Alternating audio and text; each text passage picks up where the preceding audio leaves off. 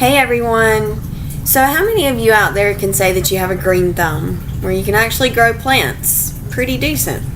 Or how many of you have a yellow thumb, where you can grow a few things, you can grow a good number of things, but you also kill them too?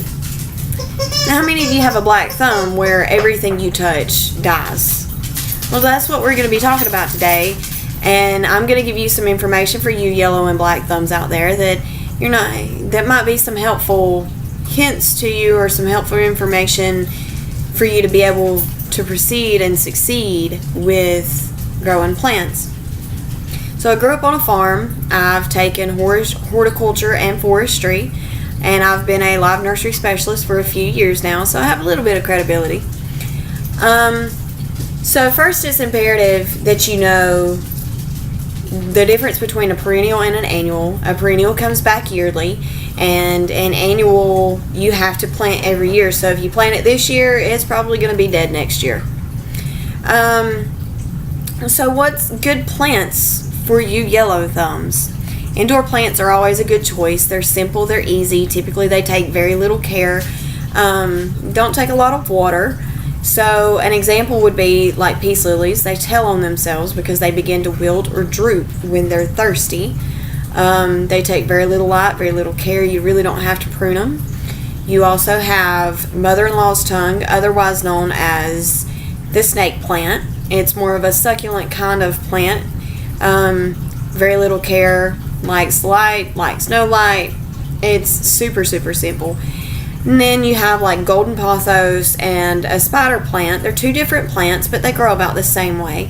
They're trailing, or you can put them in a hanging basket and let them hang and let them do their thing. You can also reroot them, but they take very little water. They take care of themselves pretty much. So outdoor plants, I would recommend what's called lantana, or Mexican heather, pentas, marigolds. They're actually annuals. Mexican heather and lantana, they're fairly hard to kill. I've known some people that have put Roundup on them and they still don't die. Portulaca and purslane are also good choices. Their leaves are actually made of water, so they provide for themselves. They take full sunlight. All of these plants take full sunlight, so you don't have to worry about that. They can also stand to be in little to no sunlight, and they'll still survive. As far as perennials, just about anything. They're pretty hardy in general. Most people consider them weeds because of how often they do come back. For you black thumbs out there, I say indoor plants, the same as what I recommend to the yellow thumbs of golden pothos, spider plants, mother-in-law's tongue, peace lilies. I also recommend succulents, not cacti, but succulents, because they are made of water. You only have to water them maybe once a week. That's really pushing it too sometimes.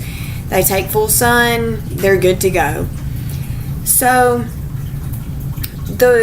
it's imperative that you know what plants can tolerate if they can take full sun, which is 6+ hours of sunlight, morning sun, which is 3 to 6 hours of sunlight, or little to no sunlight, which is 0 to 3 hours of sunlight.